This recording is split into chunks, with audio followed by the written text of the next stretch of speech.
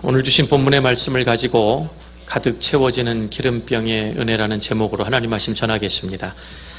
주일마다 부족함 위에 임하는 하나님의 능력, 어디까지 계속 가게 될지 모르겠습니다. 성경을 묵상하고 아무리 묵상하고 봐도 우리가 붙들고 있는 세상 것들이 없을 때 하나님만 의지하는 그 연약함, 내 연약함 속에 하나님의 능력밖에 살 길이 없다고 고백하는 그 믿음 위에 하나님의 기적을 주신 이야기가 다 성경이더라고요. 그래서 시간이 허락하고 기회가 닿는 대로 우리의 부족함과 연약함 때문에 하나님의 능력이 머무는 그 은혜의 통로가 우리 삶에도 함께 간증이 되기를 간절히 축복합니다. 열왕기 하에서 우리는 참으로 놀랍고도 이상한 기적의 일을 볼 수 있습니다. 여러분, 오늘 본문에 등장하는 엘리사 선지자의 스승이 누군지 아시죠? 누구죠? 크게 한번 얘기해 보시죠. 엘리야입니다. 엘리야. 그 엘리야가 갈멜산에서 기도해서 불을 이 땅에 내린 선지자랑 같은 사람이죠. 이름은 아는데 또 이렇게 물어보면 글쎄요, 그러시는 분이 있고, 3년 6개월 동안 비가 안 와서 바짝 마른 땅에 하나님 앞에 기도하여 이 땅에 비를 내린 인물이 그 엘리야 맞죠? 또 엘리야 하면 뭐가 생각나시죠? 성경의 육신의 몸이 죽음을 맛보지 않고 하나님을 만난 사람이 딱 2명 나옵니다. 한 사람은 에녹. 성경에 보니까 하나님이 너무 이뻐하셔서 이 땅에 그냥 두고 보실 수가 없대요. 우리 할아버지 할머니들이 손주들 눈에 넣어도 안 아프다 그러지요.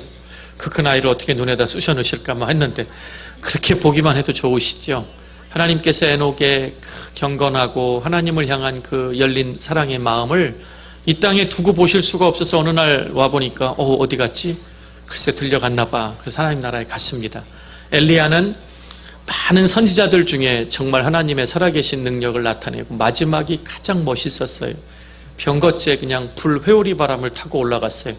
저는 이왕 올라가면 쥐두새도 모르게 간 에녹보다 그냥 보고 있는 사람들이 있는데 불 회오리 바람과 함께 하늘로 올라가는, 저 어렸을 때 그 장면을 큰 액자의 그림처럼 된 모습을 보고 얼마나 막 소름이 돋고 도전이 됐는지 모릅니다.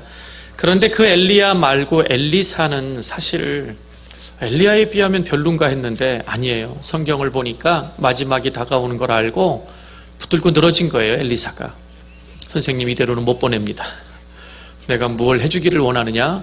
당신이 하나님께 받았던 영감 능력에 갑절을 내게 내려오십시오.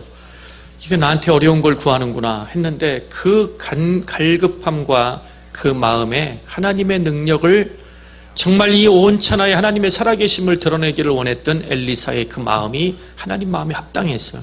그가 입술로 요구한 고백이 엘리사에게 임했습니다. 이 엘리야와 엘리사는 특징이 있지요. 자신들의 그 하나님의 능력이 자신들을 통해 드러나는 걸로 어느 지역에 가서 기적을 일으킨 걸로 끝내지 않고 자기들의 고향에 하나님의 선지 학교를 세웠습니다. 오늘날로 말하면 신학교를 세워서 하나님의 말씀의 능력과 하나님의 공의를 배우기 원하는 많은 제자들을 양육을 했습니다. 오늘 읽은 본문의 배경이 바로 그 내용입니다. 엘리사가 엘리야 스승님의 뜻을 따라서 자기도 하나님 앞에 옳은 일을 더하기 위해서 선지 학교를 세워놓고 많은 제자들을 하나님의 말씀을 가르치고 기도하는 법을 가르치고 하나님의 응답이 있을 때까지 인내하는 법을 가르치고 말씀의 능력 따라 사는 그런 수업을 시키면서 훈련을 시키는데, 한 제자들 중에 한 사람이 죽었습니다. 아내가 있었고 아이들이 있었지요. 그런데 얼마나 비참한 상황이냐면 과부가 되고 2 아들을 바라보고 있으려니 하늘이 캄캄한데 살기 위해서 빚을 졌습니다. 제가 어렸을 때 70년대에 지금도 기억합니다. 1년에 봄, 가을에 심령대 부흥성회 해가지고 유명한 부흥 강사님들이 오셔서 월요일부터 금요일 새벽까지 집회를 했습니다. 월요일 저녁부터 저녁, 새벽, 중간, 저녁 이렇게 매일 집회를 했어요. 얼마나 웃긴 목사님이 왔는지 지금도 잊질 않아요. 지금 저는 하나님의 은혜로 여러분 앞에 이렇게 말씀의 능력을 가지고 은혜를 나누기 위해 이 자리에 있지만, 우리나라에서 목사나 전도사, 신학생들이 딸이 있는 엄마들이 생각하기에 신랑감 후보에 몇인 줄 아십니까? 성도들이 그냥 눈이 이만해졌어요. 기대하고 몇 위쯤 될까? 얘기하면 상처가 될까봐 답만 말씀드릴게요. 이발사 다음입니다. 이렇게 얘기를 하더라고요. 예. 뭐 이발사를 전혀 가자고 한 얘기가 아니라 그만큼 신학교에 간다 그러고, 어떤 권사님이 기도 부탁을 내놨대요. 우리 딸이 신학생을 만나서 결혼을 하게 됐다고 했더니 하나님 앞에 무슨 큰 죄를 져서 그 고난을 주시냐고 그렇게 되묻더라는 것입니다. 그때나 지금이나 정말 신학교에서 공부하는 신학생들은 참 힘들고 어렵습니다. 왜 어렵냐면 주의 길을 가야 된다고 사명을 듣고 들어왔는데 이 삶의 현실의 삶도 살아야 하고, 또 신학교를 마치고 사역지에 대해서 준비된 사역지가 있는 것도 아니고, 또 내가 이 열정을, 식지 않은 열정을 가지고 끝까지 주님의 사명을 감당할 수 있을까, 이런 딜레마가 매일 밤마다 찾아옵니다. 그런데 설상가상으로 그 공부하던 전도사 남편이 하루아침에 세상을 떠나버렸습니다. 얼마나 가난했는지 공부하는 동안, 하나님 말씀을 배우는 동안 아내와 자녀들을 살려보려고 빚을 얻어다가 생활을 했습니다. 근데 그 빚을 돈을 빌려준 채주가 와서 돈 내놓으라고 갚으라고 날마다 성화입니다. 여러분, 빚지고 도망 다니셔 보신 분 계십니까? 전화만 올 때마다 막 놀래고 딸꾹질 하시고, 막 사람이 찾아와서 문을 두드릴까봐 도망 다니고 힘들어하다가 할 수 없어서 미국까지 도망을 오셨던 텍사스의 성도님들을 보면 아침에 날이 밝는 게 무섭고 문 두드린 소리만 나면 노이로제가 올 만큼 그렇게 고통스러웠다는 이야기를 들은 적이 있습니다. 그런데 와보니까 도저히 빚 갚을 능력이 안 되니까 뭐라 그러죠? 이 어린 두 아들을 빚 대신 내가 데려다가 종으로, 노예로 삼겠다. 이런 상황이 오늘의 본문입니다. 오늘 이 말씀이 우리에게 주시는 영적인 교훈은 4가지입니다. 아무것도 남지 않은 것 같지만 한 병의 기름병을 남겨주셨던 하나님, 그 기름병이 상징하는 영적인 의미가 무엇이고, 이 과부로 두 아들을 데리고 두 아들을 뺏길 만한 위기의 순간, 이 연약함 가운데 이 여인이 보여줬던 믿음의 행동을 우리 모두 배워서 우리 모두에게, 여러분 가정의, 사업장의, 자녀들의 인생 가운데 채워지는 샘솟는 기름병의 은혜가 넘치는 복된 깨달음의 시간이 있기를 간절히 축원드립니다. 첫째로, 우리가 예배를 드리고 기도하는 대상이 하나님이시죠. 근데 그 하나님이 어떤 하나님인지 모르고 막연히 오셔서 예배 드리는 분이 생각보다 많습니다.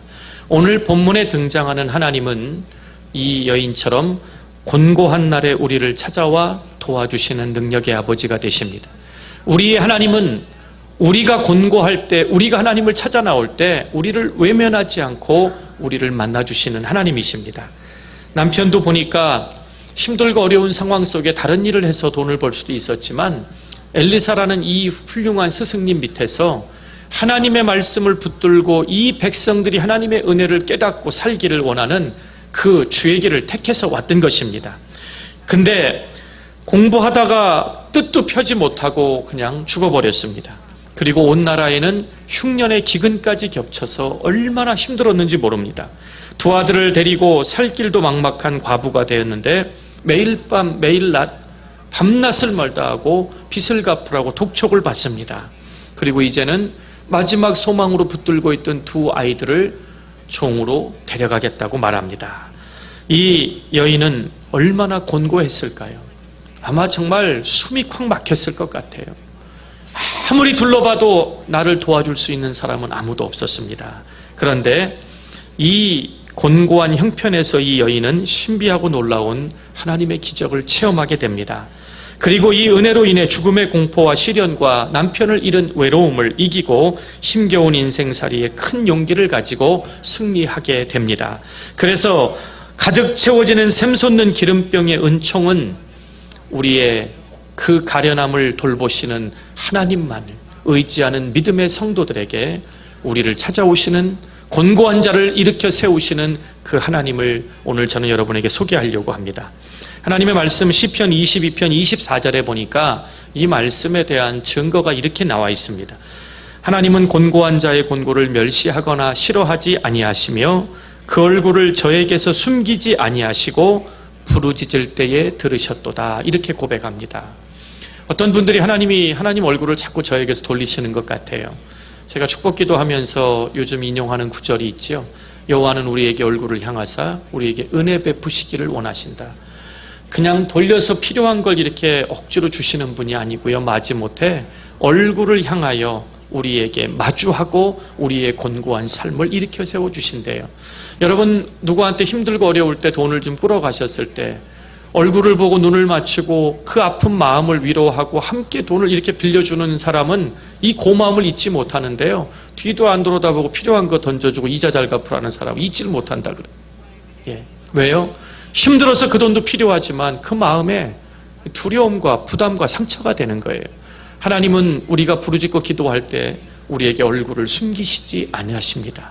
우리의 곤고함을 풀어주시는 그 하나님을 만나게 되시기를 바랍니다.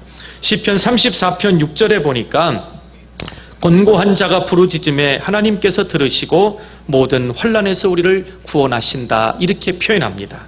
그리고 전도서 7장 14절에 보니까 형통한 날에는 기뻐하고 곤고한 날에는 생각하라.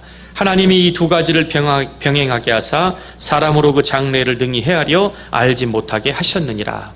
우리들이 인생을 살아가면서 쉽게 하는 실패가 뭔지 아십니까? 물질적으로 돈을 잘 벌 때, 안 아프고 건강할 때, 친구들이 많을 때 착각을 한답니다. 이 생활이 계속될 거라고, 내 미래는 보장될 거라고. 그래서 겉으로는 그렇게 얘기하면서도 행동은 그렇게 하면서도 속으로는 내가 이러다가 큰일이 나면 어떨까? 그래서 그 심리를 이용해서 생긴 비즈니스가 있죠. 바로 인슈런스라는 제도입니다. 이 보험이라는 제도가 얼마나 대단한 거냐면요, 오히려 더 부족함이 없는 사람들의 심리가 보험을 더 크게 만들었다고 하는 통계가 있습니다. 여기 하나님 말씀에 보면 전도서는 늙음하게 인생을 다 살아봤습니다. 형통한 날, 즐겁고 복되고 기쁜 날 누렸을 때 가장 힘들고 어려웠던 고난과 외로움의 순간을 다 겪고 인생을 마지막을 정리하면서 보니까 그 두 가지를 병행케 하신 하나님의 뜻이 보이더라는 것입니다. 교만해서 잘 나갈 때 앞으로를 내다보고 더 교만하지 말라고, 힘들고 어려울 때는 이것이 나의 죄 때문인지 나의 어리석음 때문인지 하나님이 나를 연단시키시는 것 때문인지 생각하며 하나님의 뜻을 구하는 그런 지혜를 가지라고 하나님이 형통할 때와 곤고할 때를 병행하여 주신다고, 미래를 하나님께 맡기지 지금의 현실로 내 미래를 점치고 그에 따라 교만하지 말라고 주셨다고 고백합니다. 우리는 지금까지 살아오면서 곤고한 날이 얼마나 많았는지를 한번 생각해 보시기 바랍니다. 그 곤고한 순간에 내가 쓰러졌다면 오늘 이 자리에서 예배할 수 없었을 것입니다.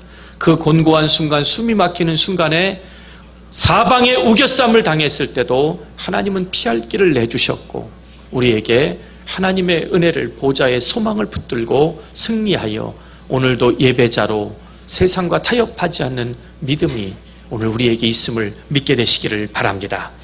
오늘 하나님은 슬프고 좌절되고 낙심되는 날들, 그때마다 우리의 곤고함을 찾아오십니다. 그 곤고할 때 사람을 의지하여 수치를 당하지 않고 오직 하나님의 능력을 의지하여 이겨나가시고 이 여인처럼 하나님이 나의 곤고한 상황에서 건져주셨다는 생생한 간증이 선포되기를 주의 이름으로 축복합니다.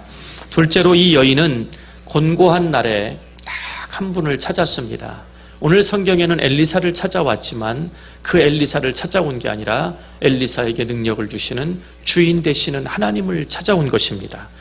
오늘 엘리사는 쓰러져가는 이스라엘 민족을 위해 하나님이 보내신 하나님의 종입니다. 엘리야 때 이스라엘의 가장 악했던 왕 아합과 이세벨의 세대입니다. 얼마나 악했는지요. 하나님 앞에 예배드리는 제단을 찾아다니면서 허물고 바알과 아세라를 섬기는 우상의 소굴로 만들고 선지자 할 것 없이 하나님의 말씀을 대언하는 자들은 다 잡아 죽였습니다. 엘리야의 그 기도를 들어보면 나 혼자밖에 안 남았는데 하나님 감당하지 못한다고 하니까 뭐라 그러셨죠? 바알에게 무릎 꿇지 않은 자들, 비록 지금은 나타낼 수 없지만 바알에게 무릎 꿇지 않은 자 몇 명을요? 7,000명을 남겨주셨어요. 그들이 하나님 앞에 저녁 소제 드릴 때에 기도하던 그 시간에 엘리야가 기도할 때 하늘이 열리고 하늘에 불이 떨어진 것입니다. 오늘 여러분 혼자 남았다고 생각하지 마시기 바랍니다. 여러분과 함께 똑같이 예수님의 보혈의 핏값으로 구원받은 기도하는 중보자들이, 하나님은 우리에게 7천은 숫자의 7천이 아니라 완전한 기도의 수, 천사들의 능력을 우리에게 주셨다고 성경은 증거하고 있습니다. 그러므로 이 여인이 엘리사를 찾았다는 것은 곧 살아계신 하나님을 찾아온 것입니다. 오늘과 하나님의 따뜻한 음성을 듣게 되시기를 바랍니다. 마태복음 11장 28절에 수고하고 무거운 짐진 자들아 다 내게로 오라 내가 너희를 편히 쉬게 하리라. 여러분, 제가 지난주에 참 재밌는 만평하고 그림을 하나 봤어요. 서울 그 높은 달동네 같은 데 올라가서 도심에서 큰 빌딩이 막 불이 타자 거기서 막 살기 위해서 도망 나온 사람들이 막 살림 타는 거 보고 막 안절부절하니까 집이 없는 홈리스 아버지가 홈리스 아들에게 뭐라고 얘기를 하냐면, 아들아 너는 아빠 잘 만나서 뭘 타가지고 잃어버릴 게 없으니 얼마나 좋으니 그랬더니 아들이 이렇게 째려보는 그림이었어요. 이걸 보면서 제가 뭘 느꼈냐면 풍자와 해악입니다. 아들은 그래도 집이라도 있는 게 낫지 하고 째려보고 있는데 이 아버지는요, 잃어버릴 게 없고 탈 게 없으니까 난 걱정이 없다라는 것입니다. 여러분, 어떤 사람들이 더 편안하게 잠을 잘 것 같습니까? 많이 가진 사람들이요? 아닙니다. 많이 가진 사람, 그걸 누리고 빼앗기지 않으려고 마음에 평안이 더 없습니다. 그렇다고 제가 여러분들에게 궁핍하고 구차하게 하루살이처럼 살라는 것이 아닙니다. 오늘 여기서 말씀하고 있는 것은 뭐냐면, 주님 앞으로 나와 주님이 그 짐을 받아주실 경우에만 있든지 없든지 편안한 안식을 누릴 수 있다는 것입니다. 오늘 여러분의 인생의 무거운 짐, 곤고한 인생의 날들을 하나님 앞에 갖고 나오셔서 그 짐을 받아주시는 주님 앞에 주님이 주시는 평안함으로 여러분들 밤마다 사랑받는, 하나님이 사랑하시는 자에게 단잠을 주신다고 하셨으니 특별히 토요일마다 단잠을 주무시고 주일날은 좀 눈이 이렇게 하나님의 은혜를 사모하는 마음으로 오셔야지. 쥐하고 선교하고 있는데 막 하품하고 막 뒤집어지고 그러고 서로 간에 그래도 은혜가 되면 감사하겠죠. 예. 우리 동네는 안 그래요. 제가 집회 가보니까 막 이러고 졸다가 막 성경책도 떨어뜨리시고 막 그러더라고요. 예. 그래서 교회마다 성경책 안 떨어지게 막 의자 뒤에다 막 큰 판을 붙여놓고 막 그랬더라고요. 자, 우리는 주님을 찾아야 합니다. 그리고 우리들의 모든 것을 말씀드리고 하나님의 은혜를 구해야 합니다. 우리는 흔히 우리가 주님을 찾아 도움을 구해도 하나님의 응답이 시원치 않다라고 혼자 실족하는 경우가 많은데요. 그러나 그것은 내가 표준이 돼서 내가 응답받아야 될 내용을 하나님의 뜻과 상관없이 내가 정해놓고 해답대로 답을 써놓고 점수를 매겨달라는 것과 똑같습니다. 하나님은 우리들에게 일어나는 모든 일들이 합력하여 선을 이루게 하신다고 했습니다. 독불장군처럼 나만 평안하고 잘 되는 것 같다, 저는 복이라고 생각하지 않습니다. 우리에게 부어지는 풍요로움이나 때로는 기도 제목이나 가만히 시간이 지나놓고 종합해보면 주의 이름으로 부른 우리 모든 공동체 안에서는 모든 것을 합력하여 선을 이루게 하십니다. 그것을 가정에서부터 그 영적인 원리를 배우고 교회 안에서 배워나갈 때 우리가 소망하는 하나님 나라의 그 영광의 보좌의 모습이 우리를 붙드는 소망과 믿음의 힘이 되시기를 주의 이름으로 축원드립니다. 우리는 우리들이 만든 해답을 제시하면서 절대로 여러분의 해답대로 하나님 앞에 점수 먹여달라는 식으로 기도하지 않게 되시기를 바랍니다. 우리들이 하나님의 뜻을 따라 결정하고 받아들이고 감사하는 것이 얼마나 귀한 일임을 깨닫는 만큼 영적으로 성장할 수 있는 것입니다. 지금까지 여러분의 인생을 잘 살았느냐 못 살았느냐를 평가할 때 내가 원하고 바라던 꿈, 목표를 얼마나 이뤘냐로 평가하시는 것이 아니라 내가 원하는 것은 다 얻지 못했어도 하나님의 뜻대로 하나님의 뜻을 구하며 내 삶에서 하나님의 살아계신 그 열매를 나타내며 살았는 그 믿음의 열매가 우리들을 판단하는 근거가 되시기를 주의 이름으로 축원드립니다. 그리고 이 여인은 하나님의 종 앞에 찾아와서 어떻게 말했나 봤더니 남편이 죽고 혼자 남았다는 것, 그리고 자식들이 지금 종으로 팔려가게 됐다는 것, 집에는 빚을 갚을 만한 아무것도 없다는 것, 그런 자기는 어떻게 이 일을 수습할 수 없는 무능하고 연약한 과부일 뿐이라는 것, 이런 일들이 결코 돌아가신 남편의 스승인 대선지자 앞에서 치부를 드러내는 일들이 그리 쉬운 일은 아니었습니다. 근데 오늘 이 본문을 읽으면서 제가 1절의 은혜가 된 게 뭐냐면, 히브리 사람들은, 유대인들은요, 우리같이 이렇게 애매모호한 단어를 쓰질 않습니다. 예를 들면 여러분들 그런 경우 있죠. 교회에 무슨 일이 있으니까 광고하면서 이때 꼭 오세요. 그러면 네, 그러고 갈 때 우리가 아는 네는 그대로 와서 순종하겠다는 뜻인데 그날 가보면 안 오셔요. 예. 그게 무슨 얘기죠? 체면 때문에 목사님 기분 나쁠까봐 내라고 한 거죠. 속에 있는 대답은 틀릴 때가 있어요. 얼마나 이 아리조나 스테이트보다 작은 나라에 방언과 사투리가 심한지요. 언제 그게 힘든 줄 아냐면 여기서 여러분의 2세들이 한국말 모르는 걸 뒤늦게 후회하고 연세어학당에 한국말을 배우러 나가는 아이들이 붐이 났었습니다. 안녕하세요. 반갑습니다. 표준말로 배우는 건 아는데요. 이제 한국말 좀 늘었다고 그러니까 엄마가 외삼촌한테 제주도나 대구에 전화해서 안부 인사 좀 해라. 전화 붙잡고 막 고민을 해요. 이게 뭔 소리인지 못 알아듣는 거예요. 어째 반갑대 막 해대면요. 못 알아듣습니다. 한국말은요. 정말 잘 들어보고 그 사람의 관계와 이 상황까지 이해해야 대답이 대답인 경우가 있습니다. 더 힘든 인생들이 있습니다. 이 아랍권에 있는 사람들. 뭐라고 대답해서 약속을 하면 인샬라 신의 뜻이 있기를. 그럼 신의 뜻이면 안 가면 없는 거예요. 그러니까 기다리다가 자기가 알아서 판단해야지 그 약속을 기다리다가 숨 넘어가 죽는데요. 뭐든지 물어보면 대답이 예스 노가 아니라 인샬라예요. 그냥 신의 뜻대로는 하겠다는 거예요. 그게 대답이래요. 그러니까 거기서 오래 살면 이상해질 것 같아요. 근데 오늘 본문에 보니까 사람이었던 엘리사에게 찾아왔던 이 여인이 뭐라고 말하냐면 부르짖었다라는 단어가 사용됩니다.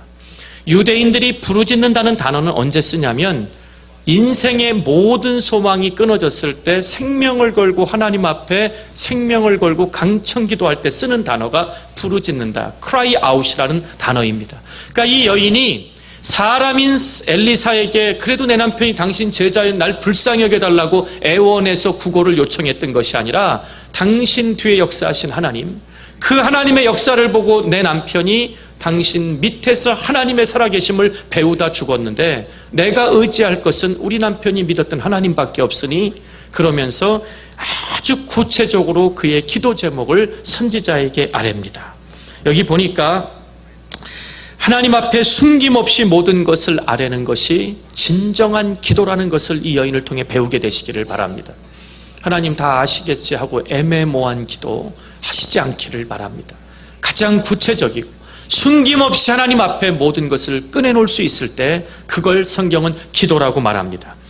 마태복음 12장 20절에 보니까 왜 이 말씀이 이해가 되냐면요. 하나님은 어떤 분인가 했더니 상한 갈대를 꺾지 아니하시며 꺼져가는 심지를 끄지 아니하기를 심판하여 이길 때까지 우리를 붙들어 주신대요. 우리가 꺼져가는 저 폭풍 같은 인생의 바람에 당장 꺼질 것 같지만 심판이 있고 이기고 승리하는 날까지 하나님은 저와 여러분을 상한 갈대도 꺾지 않으시고 죽어가는 심지도 그 불을 끄지 않으신답니다.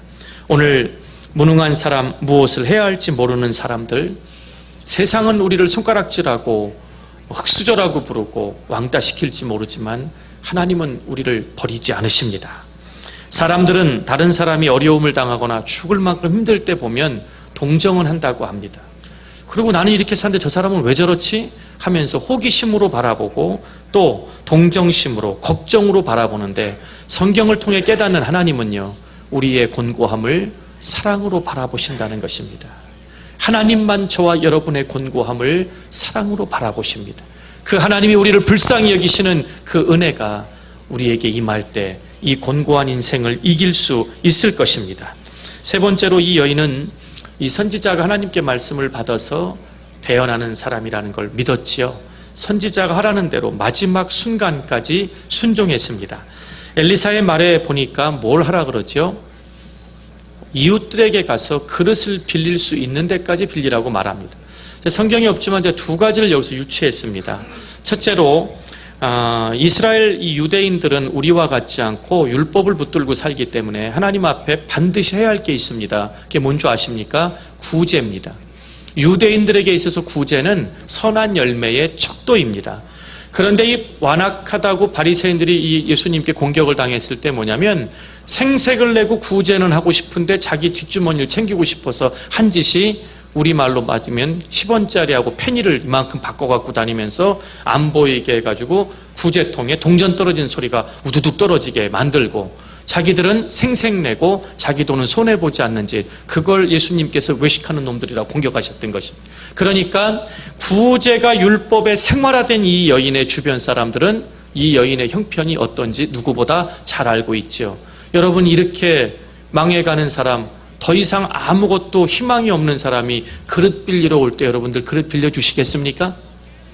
여기 보니까 집안에 가득 그릇을 빌려왔다는 거 보니까 이 힘든 와중에서도 주변에 힘들고 어려운 사람들의 아픔을 함께 나눴던 이 사람의 성품이 오늘 이웃들에게 가서 그 많은 그릇을 빌려오는데 집안을 가득 채울 만큼 그릇을 가지고 왔다는 것. 그리고 집에 남은 것이 무엇이냐고 했는데 아무것도 없는데 왜 하필이면 기름 한 병일까? 저 고민을 많이 했습니다. 선교지에 엘리사 말고 엘리야의 고향인 길르앗디셉에 가봤더니 그런 광야가 없습니다. 전부 가시나무 뿐이에요. 그런데 물이 흐르는 장소 옆에는 푸르른 나무가 얼마나 큰지 아십니까? 거의 90%가 올리브 나무입니다. 그러니까 이 기름도 올리브 기름일 가능성이 큽니다. 선교사님과 6가정의 젊은 가정들이 자급은 어렵지만 기본적인 생활을 어떻게 하시냐고 물었더니 5,000주 심어놓은 그 올리브 나무에 그 감람나무 열매를 따서 그걸 직접 기름을 짜서 파는데 그걸로 기본 생활은 된다고 말합니다. 그러니까 이 기름은요, 먹는데 필수고요, 아플 때 바르는 사마리아 사람이 기름 발랐다는 게 올리브 기름입니다. 상처를 치유하고 이 기름은 이 사람들에게 생명입니다. 석회가 많은 이 지역에 이 기름을 먹지 않으면 몸에 돌이 생겨 살 수가 없는 동네입니다. 그러니까 이 기름이 한 병이 딱 남았다. 성경에서 말하는 기름은 뭘까? 성령의 기름 부으심을 말한다. 모든 것이 끊어졌을 때도 이 가정에서 붙들고 있던 한 가지 희망은 하나님의 은혜를 사모하는 마음이 남아 있었다라고 보는 것이 옳습니다. 그래서 이 여인은 엘리사 선지자가 하라는 대로 했습니다. 저와 여러분도 여기까지는 하겠지요. 너무 힘들고 어려워서 선지자에게 찾아왔는데 이웃들에게 다니면서 그릇이란 그릇은 다 빌려오세요. 그러면 아마 가서 우린 그랬을 거예요. 이왕 빌려주실 때 김치 담글 때 쓰는 제일 큰 다라 빌려주세요. 그래갖고 다 갖다 놨어요. 오늘 집에 가셔서 제일 큰 김치 담글 때 쓰는 다라에다가 참기름 들기름은 비싸니까 식용유를 한 병 따라가지고 한번 부어보세요. 한번 부어보세요. 어디까지 차나. 바닥도 다 못 채우고 끝날 것입니다. 그런데 이 여호와의 목소리를 듣는 것, 오늘 성경에 나오는 순종의 원어를 제가 말씀드리려고 합니다. 여러분, 성경에 보면 순종과 복종이 같이 나오는 단어가 있습니다. 하나님 앞에. 복종이라는 단어는 환경과 이성과 이 과학을 다 떠나서 하나님 말씀이기 때문에 무조건 따르는 걸 복종이라고 말합니다. 근데 순종은요, 무조건 하나님 앞에 하나님 뜻을 따르는 건 똑같은데 어디에 초점을 맞추냐면 순종의 어원의 의미는 귀를 기울여 청종하여 말씀을 듣다라는 뜻입니다. 그럼 목사님, 말씀만 잘 들으면 전 순종하는 거지요? 이렇게 생각하실 수 있는데 이 히브리 사람들, 유대인들은요, 예를 들면 자기가 누구의 말을 듣는다는 얘기는 이 사람의 인격을 믿고 존중하기 때문에 이 사람 입에서 나와 내 귀에 들린 대로 내가 실천하려고 할 때 그때 쓰는 단어가 주의 깊게 듣다, 청종하다라는 단어입니다. 그러니까 여기서 말하는 하나님의 선지자의 입에서 나오는 말씀을 순종했다, 청종하여 들었다는 얘기는 하나님의 말씀으로 알고 무슨 말을 하셔도 내가 따르겠다, 그 의지를 담은 말, 이게 바로 순종입니다. 그러니까 여러분이 하나님 말씀 순종의 가장 큰 의미는 모든 공적인 예배에 말씀이 선포되는 진리가 있는 곳에 내가 듣겠다라는 것. 듣는 걸로 끝나는 게 아니라 귀가 들리면 마음으로 말씀이 채워지고 마음이 채워진 건 입술로 선포가 되고 입술로 말한 건 손과 발이 따라간다고 말합니다. 이게 영적인 원리입니다. 여러분이 하나님 말씀을 귀로 듣고 묵상하고 눈으로 읽고 들어서 하나님의 말씀이 내 머리를 통해 가슴에 채워지면 예전엔 불평과 원망과 짜증이 나오던 것이 구원의 감격 때문에 찬송과 감사와 기쁨이 나오고 내가 이 곤고하지만 하나님은 나를 붙들어 주실 거라는 믿음의 고백이 나올 때 입술에 찬양이 나오면 손과 발이 교회가 있는 곳으로, 사명이 있는 곳으로, 은혜가 있는 곳으로 따라가는 것, 이것이 바로 오늘 이 여인이 순종했다라는 단어의 뜻입니다. 그러니까 하나님 말씀을 그냥 들려와서 듣는 것이 아니라 내가 내 삶의 그 말씀을 열매를 맺고 순종하기 위하여 듣겠다라는 각오와 다짐이 있을 때 쓰는 단어가 듣는다라는 뜻입니다. 그러니까 여러분, 순종하시기를 원하시면 주의를 기울이시고 무슨 상황에서도 하나님 말씀이 오니 내가 순종하여 삶의 열매를 내겠다는 다짐과 함께 그 하나님의 말씀을 대하고 듣게 되시기를 바랍니다. 그러면 하나님의 살아있고 운동력이 있어서 심령 골수까지 찔러 쪼개는 하나님의 능력의 말씀이 우리로 하여금 죄를 미워하고 반복하여 짓던 죄를 끊어버리는 힘을 주실 것입니다. 우리 안에 하나님의 형상을 회복하게 하는 능력이 예배 때마다 가장 영광의 하나님을 예배하는 영으로 하나님의 임재를 경험하는 이 자리가 우리에게 얼마나 복되고 기쁜 자리인지를 깨닫게 될 줄 믿습니다. 이제 우리 속에 말씀이 충만하게 하여 말씀의 능력이 우리 안에 역사하는 살아있는 체험이 있기를 주의 이름으로 축원드립니다. 한 늙은 스코틀랜드에 뱃사공이 있었습니다. 가난했습니다. 아침, 점심, 저녁으로 강을 건네주는 노를 져서 승객들을 태워 나르고 받는 싹스로 살아가는데 굉장히 신앙이 좋은 분입니다. 두 노에다 눈에 보이게 하나에단 신앙, 페이스, 믿음, 한쪽에다간 살아있는 열매, 옳은 행위, righteousness 이렇게 써놨습니다. 한 승객이 할아버지 왜 이런 단어를 써놓으셨어요? 가운데쯤 가서 증거를 보여줍니다.